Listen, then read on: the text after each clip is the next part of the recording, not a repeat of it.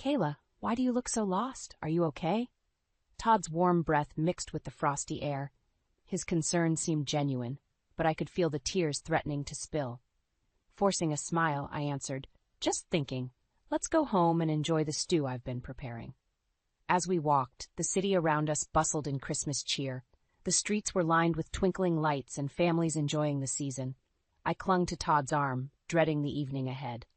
Our apartment, though small, was cozy and warm. Todd shrugged off his coat and tossed it over the couch, then headed straight for the kitchen. He lifted the lid on the stew pot, inhaling deeply. "Smells good," he remarked, but his smile didn't reach his eyes. I nodded, placing freshly baked bread on the table. We sat down to eat, but the tension in the room was palpable. Todd's initial warmth had faded, replaced by a cold demeanor I recognized all too well. I focused on my bowl, hoping we could get through the meal without incident. "Did you see that new couple moving in next door?" Todd asked abruptly. Caught off guard, I nodded again. "They seemed nice," I said, trying to sound casual. "Seem nice?" Todd's voice hardened. "You talked to them without telling me first?" "I just said hello, Todd. It wasn't a big deal." I kept my voice calm, my hands nervously gripping my spoon. "It is a big deal. I told you to always tell me when you talk to people." He glared at me, and I felt a familiar chill creep in. His control over me had grown stronger over the years. I used to believe his intentions were protective, born out of love. But now, sitting across from him, I saw the truth, an illusion of perfection masking a man who thrived on power and control. After dinner, Todd retreated to the living room, leaving me to clean up. I could hear the TV blaring in the background, but I stayed in the kitchen, scrubbing dishes with a focus that helped numb my thoughts. The water was scalding, but I welcomed the pain. It was a distraction. "Kayla!" Todd's voice cut through my trance. I quickly dried my hands and walked into the living room. He was on the couch, remote in hand, eyes glued to the screen. "Yes?" I asked softly. "Bring me a beer." I headed to the fridge, grabbed a can, and handed it to him. He didn't look at me. His focus was solely on the game. I stood there for a moment, waiting for some acknowledgement, some sign that he saw me. But nothing came. I was invisible to him, a mere shadow in the background of his life. Finding my voice, I said, "I'm going to bed, Todd." He grunted in response, and I turned away, heading to our bedroom. As I lay in the dark, memories of happier times bubbled up. Nana's comforting words, her wisdom about finding happiness beyond the darkness. I clung to those memories tightly, using them as a shield against the creeping despair. With Nana's words echoing in my mind, I made a silent vow. Somehow, I would find my happiness. I wouldn't let this cold, controlling life define me. As I drifted off to sleep, the city's twinkling lights were now a distant memory, replaced by the suffocating walls of our apartment and the man who trapped me within them. Little did Todd know his grip was not as strong as he thought. And one day, he would learn that the hard way. "No hot sauce? Seriously, Kayla? You can't even handle a simple grocery list." Todd's voice boomed through our small apartment, his face flushed with anger. I flinched, trying to keep my composure. "I'm sorry, Todd, I must have forgotten. I'll get it tomorrow." "Forget it. You always forget. What's the point of you if you can't do anything right?" His words stung, each one a jab at my already bruised spirit. I nodded silently, refusing to let him see how his words cut me. Instead, I busied myself setting the table for breakfast. Todd stormed out of the kitchen, his footsteps heavy on the wooden floor. As I poured the coffee, Nana's voice echoed in my head, her comforting presence always a source of strength. "You'll face struggles, but you'll find happiness beyond the darkness." I wished she was here now. I could almost see her sitting at the small round table, her kind eyes filled with wisdom. But those days were gone, and I was left to navigate this overwhelming loneliness. Todd's job kept him out of the apartment during the day, which was my only solace. I planned to visit Nana today, hoping her familiar scent of lavender and old books would offer some relief. In the afternoon, I grabbed my coat and headed to Nana's house, the cold air biting at my cheeks. Her home, a small, cozy haven, welcomed me with open arms. As I stepped inside, the warmth enveloped me, and for a brief moment, I felt safe. "Kayla, there's my beautiful girl," Nana greeted me with a gentle hug. "Come, sit down, have some tea." We sat at her modest kitchen table, the steam rising from our mugs. I watched Nana as she moved around, her frail frame a stark contrast to the powerhouse of strength she embodied. "How's it going, dear?" she asked, her eyes searching mine. I hesitated. "It's been hard, Nana. Sometimes I feel so alone." Nana reached across the table, her hands gripping mine with surprising strength. "I've always told you, Kayla, you'll face struggles, but you have a fire in you. You'll find happiness. Remember that." I nodded, absorbing her words like a sponge, desperate for any bit of hope. As we talked, memories of my childhood flooded back. Sundays spent baking cookies with Nana, her laughter filling the air. She was my rock, the one constant in a world spinning out of control. After a long afternoon of sharing stories and sipping tea, I felt lighter somehow. Nana's unwavering belief in me sparked a glimmer of hope. I hugged her tightly before leaving, her soft voice a whisper in my ear. "Stay strong, Kayla. Better days are coming." Back at the apartment, the coldness hit me as soon as I stepped inside. Todd was sprawled on the couch, a beer in his hand, eyes glued to the TV screen. "Where have you been?" he demanded without looking up. "Visited Nana," I replied, hanging my coat. "Well, it's about time you got home. Make sure you don't forget the hot sauce tomorrow." I swallowed my frustration, nodding silently. As I prepared dinner, Nana's words played over in my mind, a silent chant to keep me going. Better days are coming, I told myself over and over, clinging to that flicker of hope. Todd's grip might be suffocating, but Nana's wisdom gave me strength. Somehow, I would find the courage to break free. One day, Todd would realize that his control was slipping, and my resilience would be his downfall. I awoke the next morning, feeling the weight of yesterday's visit to Nana still lingering. Her words cycled through my mind, giving me a faint sense of strength. But Todd's looming presence was a constant reminder of my reality. By midday, after completing my chores, I decided to head back to Nana's. Her home was my sanctuary, the only place where I felt any semblance of peace. I slipped out quietly, not wanting to wake Todd, who was sprawled on the couch, snoring lightly from last night's binge. Arriving at Nana's, I instantly felt calmer. She greeted me with her usual warmth, pulling me into a tight embrace. "You look tired, dear. Come and sit down," she said, leading me to the kitchen. We settled at the table, and she poured us both a cup of tea. The familiarity of her actions was comforting. "Nana, I've been thinking a lot about what you said," I admitted, tracing my finger along the edge of the cup, "about facing struggles and finding happiness." "Good," she replied, her eyes meeting mine with a knowing look. "Remember, Kayla, you'll find happiness beyond the darkness." I nodded, feeling the resolve build up inside me. "Thank you, Nana. I don't know what I'd do without you." "You'll find your way, Kayla, although the path might be hard." Feeling lighter, I left Nana's house and returned to our apartment. The weight of Todd's presence hit me immediately upon entering. He was awake now, sitting at the table with a scowl etched on his face. "What took you so long?" he demanded, his eyes narrowing.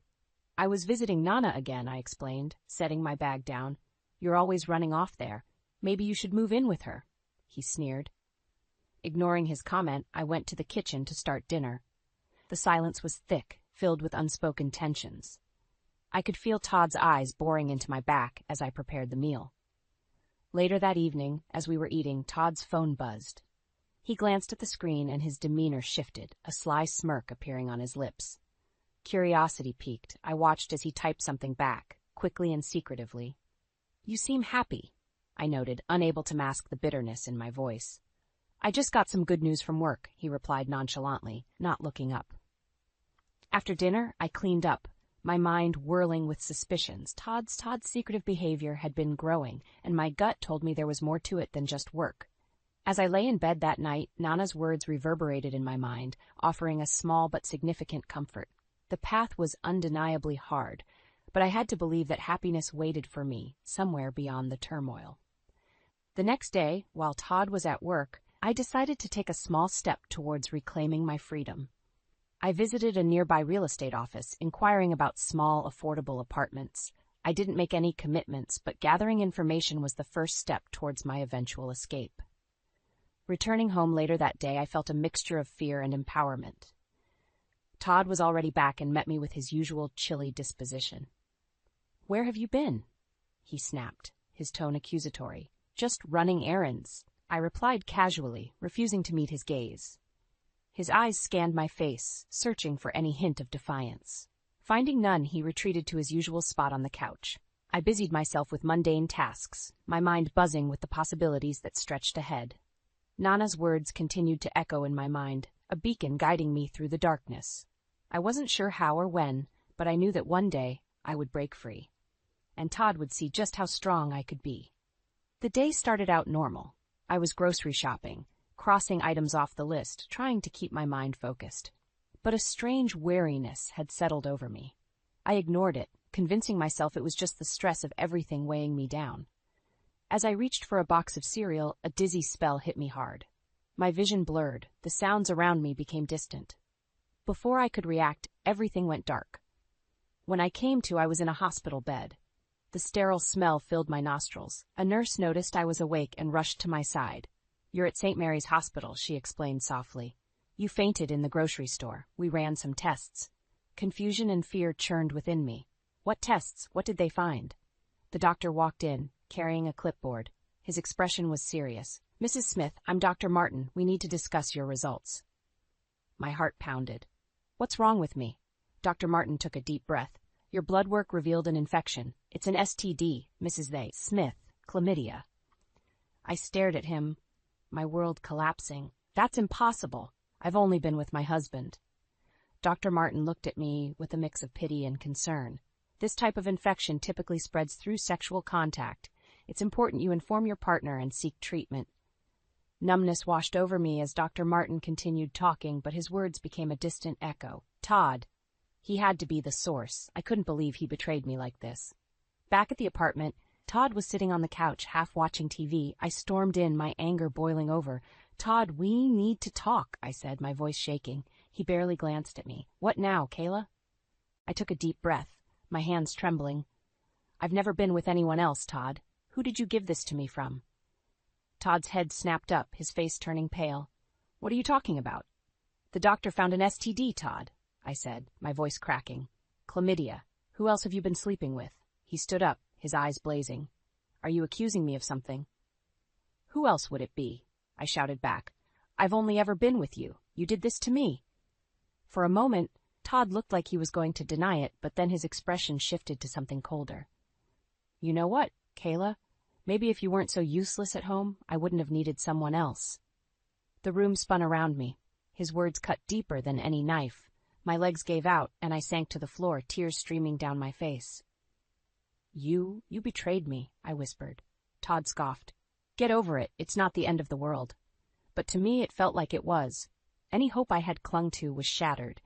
The dream of a family, children, and a life full of love was obliterated in an instant. "Get out of my sight," he spat, storming out of the room. I was left alone in the cold, empty apartment, my body racked with sobs. Nana's voice echoed softly in my mind, offering a small, fragile comfort amidst the tumult. "Stay strong, Kayla. Better days are coming." As broken as I felt, a new resolve settled in my heart. Todd had taken much from me, but he wouldn't take my hope. One way or another, I would break free from his grasp, and he would pay for every tear he forced me to shed. "I'll obey you, Todd, but remember, you asked for this," I whispered, my voice barely audible over the kettle whistling on the stove. Todd paid no attention to my words, lost in his phone, his face illuminated by the screen's blue light. He smirked and shrugged, barely looking up. "Good girl." Inside, I seethed with a mixture of rage and determination. His casual dismissal only fueled my drive. That night, as he slept peacefully, I quietly slipped out of bed and headed to the closet. I pulled down an old suitcase and began packing the essentials. I made sure to be quiet, each rustle of fabric sounding deafening in the silence of the night. The next few days, I tread carefully, making sure not to alert Todd to my plans. I stashed money away, small amounts here and there, enough to get me started once I left. I contacted a few friends I could trust, securing a place to crash temporarily. Every interaction with Todd became an act. My compliance was strategic. My silence was a weapon. It was all part of a plan he never saw coming. "Did you remember the groceries?" Todd asked one evening, not looking up from his dinner. "Yes, I picked everything up," I replied, handing him the receipt without a second thought.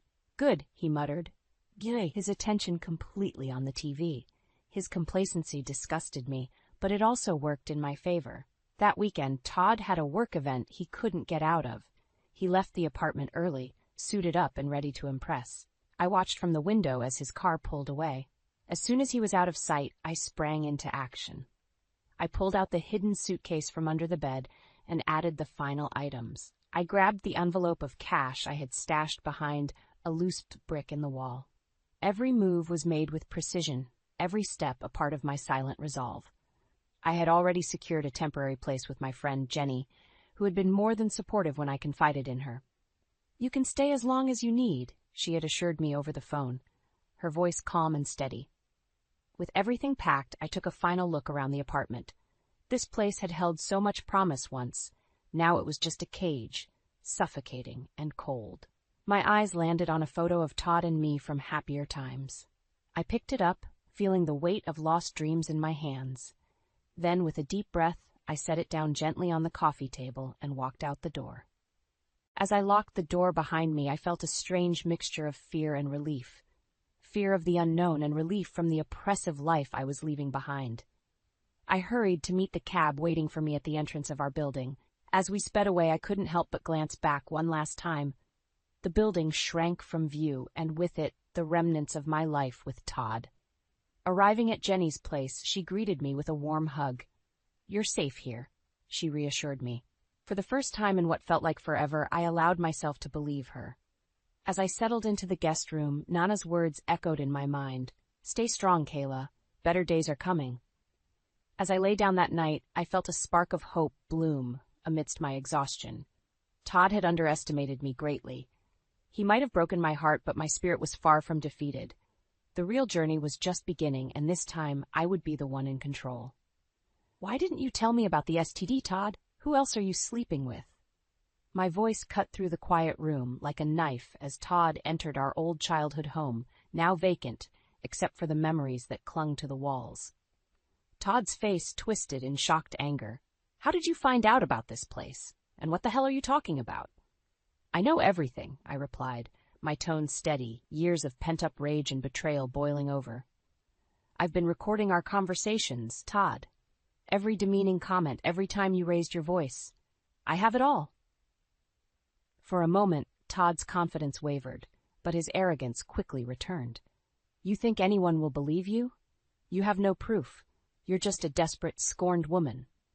I reached into my bag and pulled out my phone, calmly pressing play on the audio files I had saved.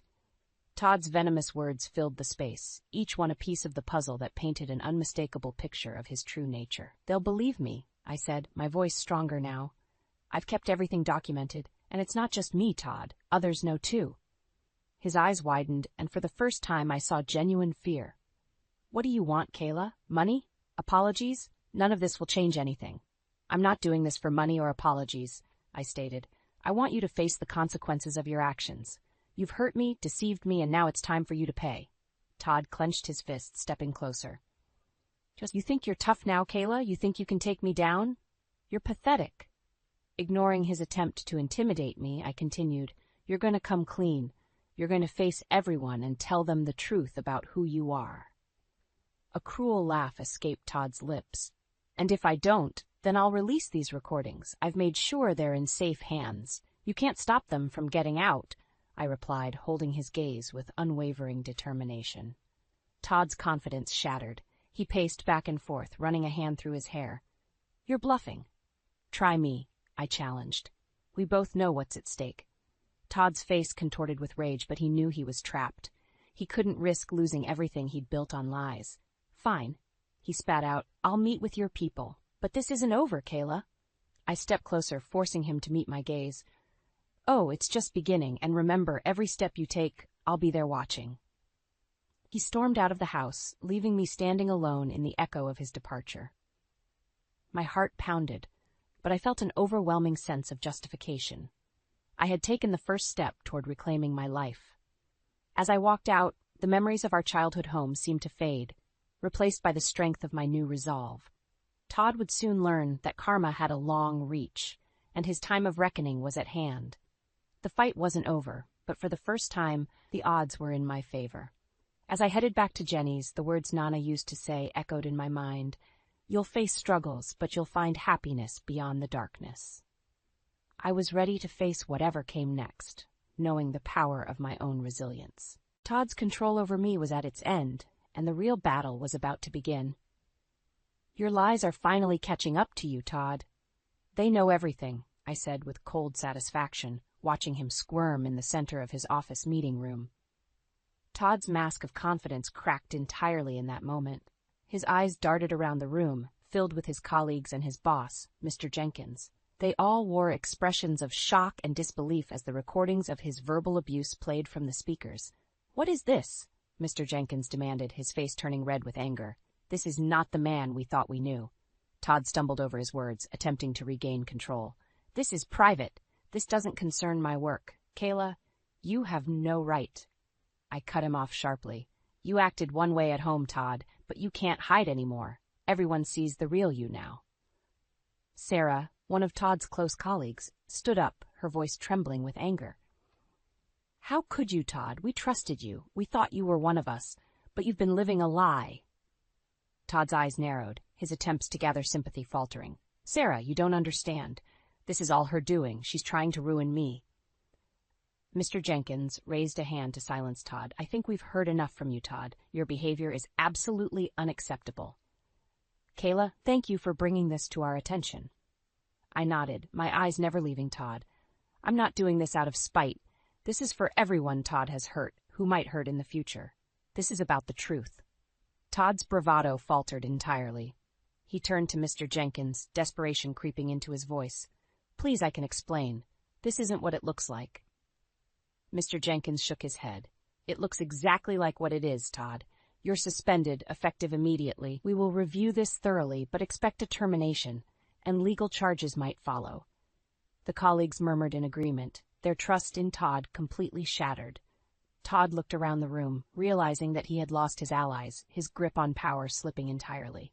I took a step forward, my voice calm but firm. "It didn't have to come to this, Todd. But you chose to deceive and manipulate. Actions have consequences." His eyes met mine, filled with a mix of anger and desperation. "This isn't over, Kayla." A small, cold smile tugged at my lips. "Oh, it is, and it's only fitting." I walked out of the meeting room, feeling their eyes on me, but more importantly, feeling a weight lift off my shoulders. Todd's reign of terror was crumbling, and justice was on the horizon. As I exited the building, the fresh air hit my face, and I took a deep, liberating breath. My phone buzzed, a message from Jenny. "How did it go?" I replied simply, "It's done." Nana's words came back to me once again, a comforting reminder of the path I had taken to get here. I knew there were still battles to fight, but the biggest one had just been won. Todd would face the fallout of his actions, and I would no longer be a victim. I walked away from that chapter of my life, feeling stronger and more resolved than ever. As I headed home, my new life, free from Todd's shadow, began to take shape. Better days were indeed coming, and I was ready to embrace every single one of them. I stood by the window, watching the snow gently blanket the streets outside. Christmas lights adorned the houses, casting a soft, inviting glow. The sounds of laughter and festive cheer floated through the air, filling me with warmth. Ethan stepped into the room, holding our daughter Emma in his arms. Her eyes sparkled with excitement as she pointed to the lights outside. "Look, Mommy, it's so pretty," I smiled, reaching out to stroke her hair. "Yes, Emma, it really is." Ethan placed Emma down, and she ran off to marvel at the Christmas tree. He came over and slipped an arm around my waist. "You okay?" he asked gently, his voice full of concern and love. "Better than okay," I replied, leaning into him. I never believed Nana when she said happiness would find me after the struggle, but here we are. Ethan kissed my forehead, a reassuring gesture that grounded me. "You've been through a lot, Kayla. I'm proud of you." The past year had been transformative. Todd's reputation had taken a massive hit, and he faced legal consequences for his actions. Meanwhile, I had built a new life with Ethan, whose kindness and love had healed so many of my wounds. Emma's laughter filled the room as she decorated the tree with sparkly ornaments. The sight of her pure joy brought a sense of completeness that I had longed for. I joined her, adding ornaments and tinsel, focusing on the present and the future filled with hope. Ethan picked up a small box from under the tree and handed it to me. "Open it," he urged, his eyes twinkling with anticipation. Curious, I unwrapped the box to find a delicate necklace with a locket. Inside was a picture of Emma and a tiny note in Ethan's handwriting, forever and always. Tears welled up in my eyes, but they were tears of happiness. Thank you, Ethan. It's perfect. Emma ran over and gazed at the locket with wide eyes. So pretty, Mommy, I smiled down at her. Just like you, darling. Later that evening, as we sat down for dinner, the joy and love in the room were palpable. It was a striking contrast to the tense, suffocating atmosphere I had once known. Ethan held my hand under the table, a small but meaningful gesture that reminded me of how far I'd come. After dinner, we gathered around the fireplace. Ethan read Emma a Christmas story while I watched, feeling immense gratitude. The flames flickered, casting a warm glow, reminiscent of the light Nana always said would find me. Reflecting on the past, I realized that every struggle, every tear, and every moment of despair had led me to this. Nana's words had come to life in ways I couldn't have imagined back then. Happiness didn't just find me. I built it with the strength and resilience I never knew I had. As Ethan finished the story, Emma snuggled into my lap, her tiny hands gripping mine. I love you, Mommy, she murmured sleepily. I love you too, Emma. So much, I whispered back, my heart full. Ethan's eyes met mine over Emma's head, filled with love and pride. In his gaze, I saw the future, a future built on love, trust, and the promise of better days. Nana's prediction had come true. Beyond the darkness, I had found not just happiness, but a peace I had thought was lost forever. And with Ethan and Emma by my side, I knew we could overcome anything life threw our way. The new dawn was here, bringing with it all the joy, love, and laughter I had once feared impossible. The journey had been long and painful, but in the end, it was completely worth it. With Ethan and Emma, I was ready to embrace every beautiful moment life had to offer. I stood frozen, the world crumbling around me as I watched Derek's lips locked with Amanda's in a passionate embrace. My heart shattered into a million pieces, the betrayal cutting deeper than any knife ever could. Derek, how could you? After all we've been through? I choked out, my voice trembling with a mix of anger and utter devastation. Amanda pulled away from Derek, her red lips curled into a smug grin. Oh, he's mine now, Lily. You're just outdated. Her words stung like venom, each syllable twisting the knife deeper into my soul. I had dedicated my life to this man, sacrificing my dreams and ambitions to support his career and raise our family. And this was how he repaid me, by throwing it all away for a young, vapid thing like Amanda. I should have seen the signs earlier. The late nights at the office, the unexplained expenses, the distant looks he'd give me when he thought I wasn't paying attention. But I had been too blinded by love and loyalty to notice the cracks forming in our once perfect marriage. Get out, Derek spat, his eyes cold and unrecognizable. You're making a scene. I wanted to scream, to cry, to hurl every insult and accusation I could muster at them both. But I found myself paralyzed, my throat constricted by the weight of my shattered hopes and dreams. With what little dignity I had left, I turned and walked away, each step feeling heavier than the last. As I made my way out of the office, I couldn't help but wonder where it had all gone wrong. Just that morning, I had awoken before dawn, as I did every day to prepare Derek's favorite breakfast and ensure his suit was pressed to perfection. It was a routine I had followed for decades, a labor of love that had once brought me joy. But now, as I looked back on the sacrifices I had made, the countless times I had put his needs before my own, I felt a bitter taste of regret lingering on my tongue. How could he do this to me? To us? As I stepped out into the cool morning air, the weight of his betrayal finally hit me full force. Tears streamed down my face, hot and unrelenting, as I made my way to the car.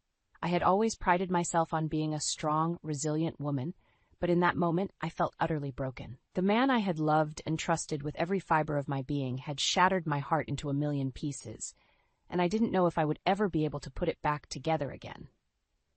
The office became a battleground, with Amanda asserting her dominance like a lioness staking claim over her territory. Every interaction felt like a thinly veiled attack, her words laced with venom and hidden jabs. "Lily, darling, have you considered retiring?" she would say, her saccharine tone dripping with condescension. "You've worked so hard for so long. Don't you think it's time to let the younger generation take over?" I would force a tight-lipped smile, swallowing the bitter retorts that threatened to spill from my lips. But with each passing day, it became increasingly difficult to maintain my composure. Derek, once my unwavering ally, seemed to be under Amanda's spell. He would nod along with her suggestions, his eyes glazed over as if in a trance. It was as if the man I had loved and built a life with had been replaced by a stranger. "Did you see the new marketing campaign Amanda put together?" He would gush, completely oblivious to the way his words cut me like a knife. "She's a real visionary." I wanted to scream, to shake him, and remind him of the countless nights we had stayed up late, dreaming of building this business together. But the words stuck in my throat, replaced by a bitter taste of betrayal. Nights became a blur of loneliness and heartache. While Derek was out working late with Amanda, I would sit alone in our once happy home, surrounded by the ghosts of memories past. Flashes of our struggling years would haunt me, the countless sacrifices we had made, the dreams we had deferred, all in the hopes of building a better life for ourselves and our family. And now it felt like all of that had been for nothing. "You're being paranoid, Lily," Emma would say, her voice laced with concern. "Derek loves you. He would never do anything to hurt you." But the evidence was mounting, and no amount of reassurance could ease the gnawing doubt that had taken root in my heart. Unexplained expenses, late nights at the office, the way Derek's eyes would linger a little too long on Amanda's form, it all painted a picture that I could no longer ignore. And then the final blow came. It was a lavish office party, one that Derek and Amanda had planned without so much as a word to me. As I stood in the corner, nursing a lukewarm glass of wine, I watched as they moved through the crowd like a perfectly choreographed dance. Amanda's laugh rang out like a bell, her head thrown back in exaggerated mirth, and Derek, my Derek, looked at her with a hunger that I had never seen before. It was in that moment that the last shreds of my denial crumbled away, leaving me raw and exposed to the harsh reality of their betrayal. As the night wore on, I found myself retreating further and further into the shadows, until I could no longer bear the sight of their happiness at my expense. With tears streaming down my face, I slipped out of the party and into the cool night air, my heart shattered into a million pieces. Derek and Amanda's relationship became more brazen, as if they were flaunting their indiscretion for all to see. The once subtle glances and lingering touches gave way to outright public displays of affection that left me reeling. "You two make me sick," I spat one day, unable to hold back the bile rising in my throat. Amanda merely laughed, her perfectly manicured hand resting possessively on Derek's arm.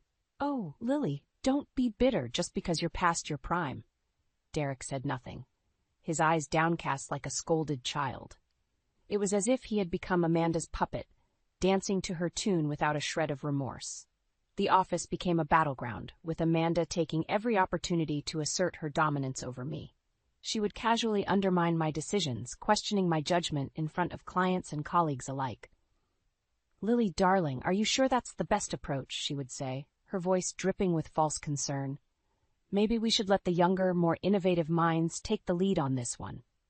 And Derek, the coward, would nod along, his silence cutting deeper than any words ever could. It was during one particularly heated exchange that the final blow came. Amanda had once again overstepped her boundaries, belittling me in front of the entire staff. "Face it, Lily, you're a relic of the past," she sneered. "It's time for you to step aside and let the new generation take over, starting with Derek." That was the final straw. Years of pent-up frustration and anger bubbled to the surface, and before I knew it, I was unleashing a torrent of words that I could never take back. "You think you're so special, Amanda?" I snarled, my voice trembling with rage. "You're nothing but a cheap, home-wrecking tramp who's using her looks to get ahead." The room fell silent, everyone's eyes trained on us like spectators at a gladiator match. Derek's face had drained of color, his mouth hanging open in shock. Amanda, for once, was speechless. Her perfectly sculpted mask of confidence had slipped, revealing the insecure, desperate woman beneath. In that moment, I felt a surge of power coursing through my veins. For too long I had allowed myself to be diminished, to be made to feel insignificant in my own life. But no more. With a newfound sense of determination, I turned on my heel and stormed out of the office, leaving a trail of stunned silence in my wake. As I drove home, the adrenaline coursing through my veins gave way to a profound sense of clarity. I had spent too long living in Derek's shadow, sacrificing my own dreams and aspirations for the sake of his success. No longer. From that moment on, I vowed to take back control of my life, to reclaim the power that had been stripped away from me piece by piece. Amanda and Derek may have thought they had won, but they had only awoken a force within me that they could never hope to contain. The battle lines had been drawn, and I was ready for war. The extravagant office party was the final nail in the coffin of my shattered marriage. As I stepped into the lavishly decorated ballroom, the weight of Derek and Amanda's betrayal hit me like a ton of bricks. They were the center of attention, basking in the adoration of their colleagues and clients, like royalty holding court. Amanda's sequined dress clung to her body like a second skin, her perfectly coiffed hair and makeup a stark contrast to the haggard, defeated woman staring back at me in the mirror that morning. "Lily, darling, you made it," she exclaimed, her voice dripping with false sweetness. "We were starting to worry you wouldn't grace us with your presence." Derek remained silent, his eyes averting mine as if he couldn't bear to look at me. The coward. "Of course I wouldn't miss this celebration," I replied, forcing a tight smile that felt more like a grimace. As the night wore on, I found myself retreating to the fringes, nursing a lukewarm glass of wine as I watched Derek and Amanda work the room like seasoned performers. They were a well-oiled machine, finishing each other's sentences and basking in the adulation of their adoring fans. It was sickening. At one point, I caught Amanda's eye from across the room. Her perfectly painted lips curled into a smug grin, as if to say, "I won. He's mine now." I wanted to scream, to hurl my glass at her and wipe that smug expression off her face. But I knew that would only give her the satisfaction she craved. So I did the only thing I could. I left. I slipped out of the party unnoticed, my heart heavy with the weight of my shattered dreams. As I made my way to my car, the tears I had been holding back finally spilled forth, hot and unrelenting. It was over. Derek had made his choice, and it wasn't me. The drive to Emma's was a blur, the streetlights blending together in a haze of grief and betrayal. By the time I arrived, I was a shell of a woman, hollowed out and broken. Emma took one look at me and immediately ushered me inside, her arms enveloping me in a warm embrace as I sobbed uncontrollably. "It's over, Em," I choked out between gasps. "Derek, he chose her." Emma's face hardened, her eyes burning with a protective fury I had never seen before. "That bastard," she growled, her grip on me tightening. "I'll kill him." I shook my head, too drained to even entertain the thought of vengeance. "It's not worth it," I whispered, my voice hoarse from crying. I need to get away from all of this." And so, with Emma's unwavering support, I packed what little belongings I had and moved into her spare room. It was a temporary solution, but it was the only thing keeping me afloat in the midst of my personal tsunami. In the days that followed, I became a ghost, a mere shadow of the woman I once was. I stopped returning Derek's calls, stopped going into the office, stopped caring about anything beyond the basic necessities of survival. It was as if I had retreated into a cocoon, shutting out the world and all its cruelties as I licked my wounds and tried to piece myself back together. But as the weeks turned into months, a fire began to ignite within me, a burning desire for retribution, for justice, for the sweet taste of revenge. Amanda and Derek may have thought they had won, but they had only awoken a sleeping giant, and I was determined to make them pay for every ounce of pain and humiliation they had inflicted upon me. The battle had only just begun. The fire that had been ignited within me burned brighter with each passing day, fueled by the sting of Derek and Amanda's betrayal. I knew that I couldn't let them get away with what they had done, not just to me, but to the life we had built together. It was Emma who first suggested seeking revenge. "They can't just treat you like that and get away with it," she fumed one night over glasses of wine that had become our nightly ritual. At first, I dismissed the idea, too consumed by my own pain and heartbreak to even entertain the thought of retaliation. But as the weeks dragged on and the humiliation of my public ousting sank in, a newfound determination took root. It was then that I reached out to Owen, an old high school friend who had always had a knack for storytelling and technology. If anyone could help me expose Amanda and Derek for the snakes they truly were, it was him. "So let me get this straight," Owen said, his brow furrowed as he nursed a beer across from me at our favorite dive bar. "You want to take down your lying, cheating husband and his mistress?" I nodded, my jaw set with grim resolve. "They think they've won, but they have no idea what's coming." A slow grin spread across Owen's face, his eyes twinkling with mischief. "All right, Lily, I'm in. Let's make these assholes pay." From that moment on, Owen became my co-conspirator, my partner in crime. We spent countless hours huddled over his laptop, scouring the internet for any shred of dirt we could find on Amanda's past. And boy, did we hit the jackpot. It turned out that Amanda was a serial homewrecker, leaving a trail of broken homes and shattered lives in her wake. She had a pattern, seducing wealthy, successful men, leeching off of them until they had nothing left, and then moving on to her next victim. "This is gold, Lily," Owen crowed, his fingers flying across the keyboard as he compiled our findings. "We're going to bury that bitch with her own past." With each new revelation, my thirst for vengeance grew stronger. I wanted the world to see Amanda for the manipulative, conniving snake that she truly was. And Derek? He was going to get a front-row seat to the destruction of his precious mistress. We started small, leaking snippets of information to local gossip blogs and forums, watching with glee as the whispers and rumors began to swirl. It was like throwing a match onto a pile of kindling, the flames of scandal licking at Amanda's carefully cultivated image. But it wasn't enough. I wanted more. I wanted to see them burn. So we took it a step further, creating an anonymous website dedicated to exposing Amanda's sordid past. We posted screenshots of her past conquests' social media accounts, detailing the heartbreak and financial ruin she had left in her wake. And then we waited. At first, the reactions were muted, a few raised eyebrows, a few hushed whispers, but then, like a wildfire, the scandal took on a life of its own. Suddenly, Amanda's name was on everyone's lips, her once pristine reputation tarnished beyond repair. I could see the cracks beginning to form in her perfect facade, the strain of the mounting pressure wearing her down. And Derek? Well, he was finally starting to see the true nature of the woman he had risked everything for. As the fallout intensified, I couldn't help but feel a twisted sense of satisfaction. This was just the beginning, a mere taste of the retribution that was to come.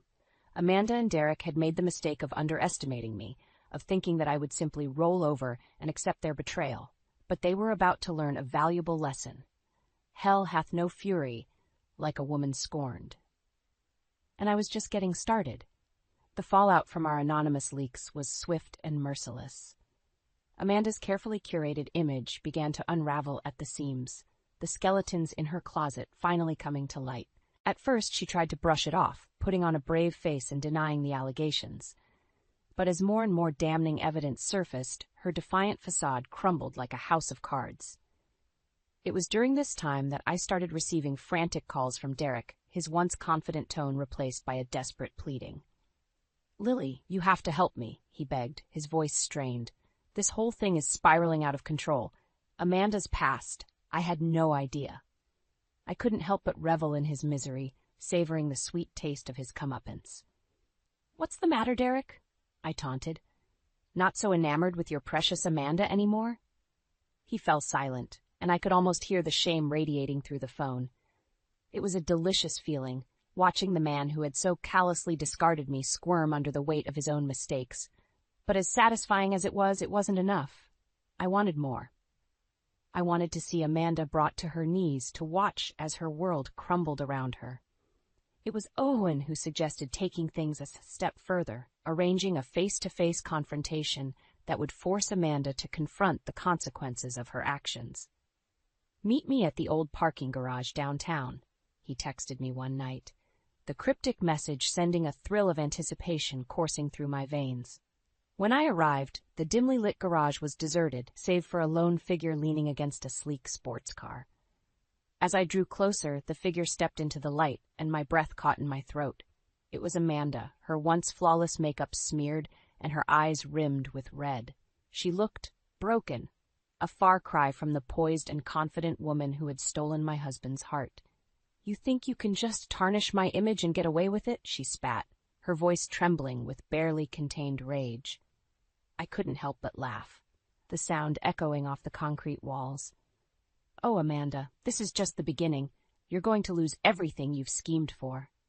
Her eyes widened, and for a moment I saw a flicker of fear cross her features, but just as quickly it was replaced by a steely resolve.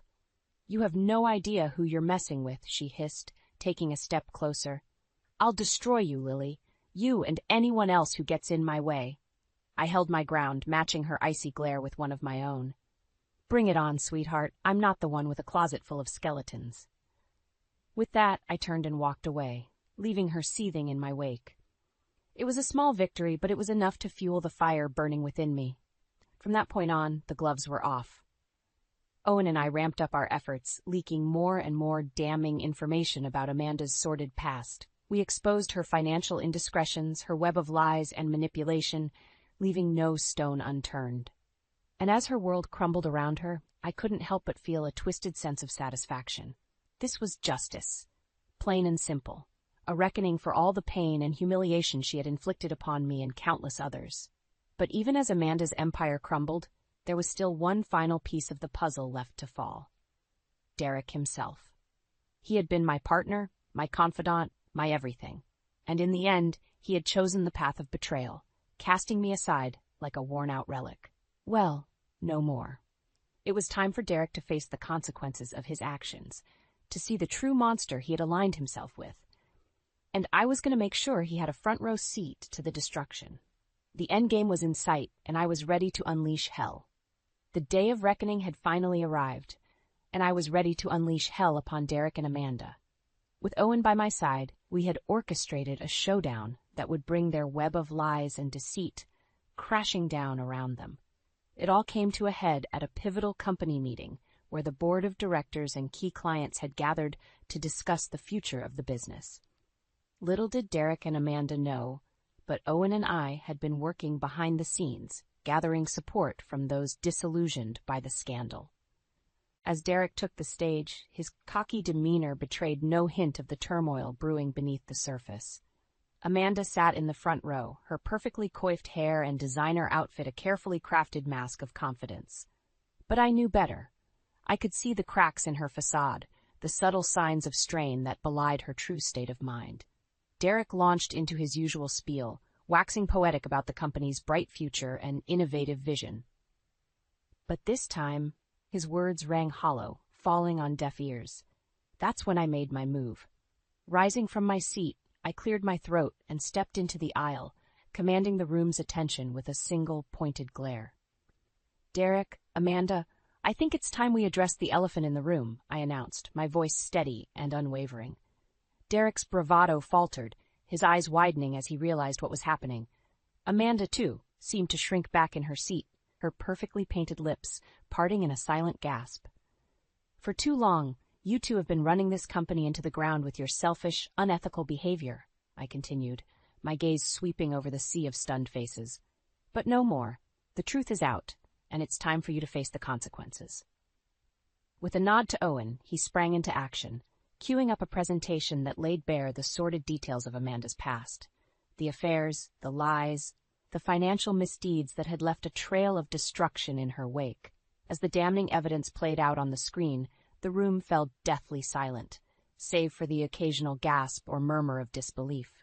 Derek's face had drained of color, his carefully constructed facade crumbling before my very eyes. Amanda, on the other hand, had risen to her feet, her eyes blazing with fury. "You think you've won, Lily?" she snarled, her voice dripping with venom. "You have no idea what you've just unleashed." And with that, she turned on Derek, unleashing a torrent of accusations and revelations that left him reeling. "You want to know the truth, Derek?" she spat, her words cutting through the stunned silence like a knife. "I'm not the only one with skeletons in the closet." What followed was a brutal evisceration of Derek's character, as Amanda laid bare his own web of infidelities, financial misdeeds, and unethical business practices. It was a scorched earth tactic, a desperate bid to salvage what little shred of credibility she had left. But it was too late. The damage had been done, and the once mighty Derek stood before us, a broken and disgraced shell of a man.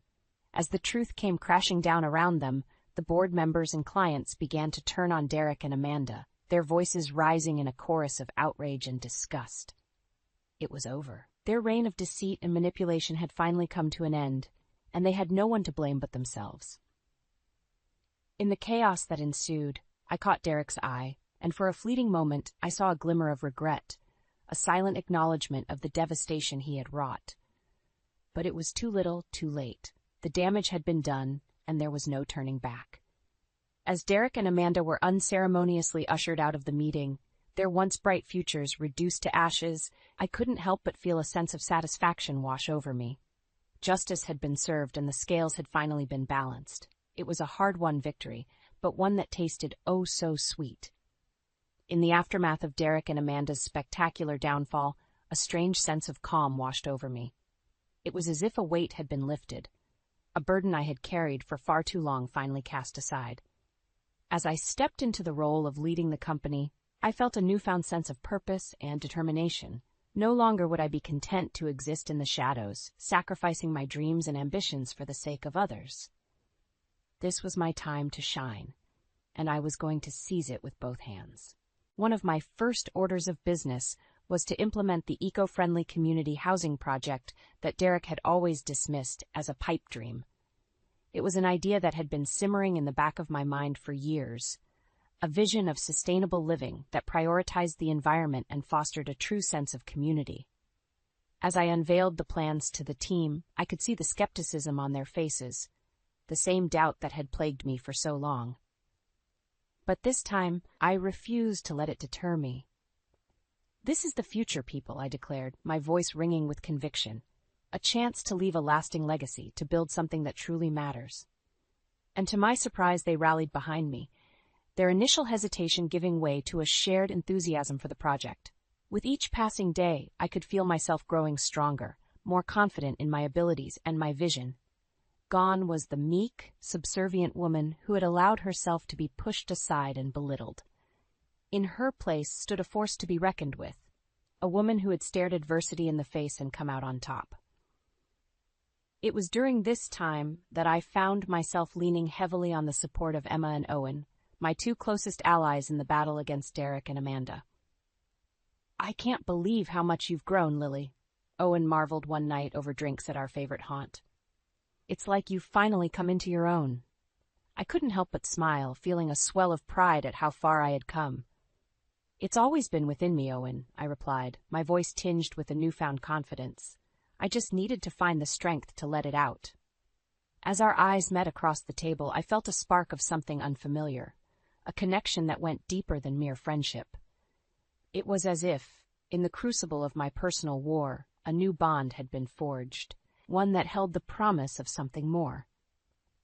But I pushed those thoughts aside, content to simply bask in the warmth of Owen's unwavering support and the knowledge that I had finally found my footing. With each passing day, the wounds of Derek's betrayal began to heal, the pain and anger giving way to a sense of inner peace and strength that I had never known before. It was as if I had been reborn, emerging from the ashes of my old life like a phoenix, more resilient and determined than ever. And as I looked to the future, I couldn't help but feel a sense of excitement and possibility. The world was my oyster, and I was ready to take it by storm. No longer would I be content to exist in the shadows, sacrificing my dreams and ambitions for the sake of others. This was my time, my chance to leave a lasting legacy and build something truly remarkable. And with Emma and Owen by my side, I knew that anything was possible. The road ahead was sure to be paved with challenges and obstacles, but for the first time in my life, I felt truly prepared to face them head-on. Derek and Amanda may have tried to break me, but in the end, they had only succeeded in forging me into a stronger, more resilient version of myself. And as I stood on the precipice of a new chapter, I couldn't help but feel a sense of gratitude for the lessons I had learned along the way. The battle may have been hard-fought, but it was one that I had emerged from victorious. A warrior, a survivor, and a force to be reckoned with. The future was mine for the taking, and I had no intention of letting it slip through my fingers.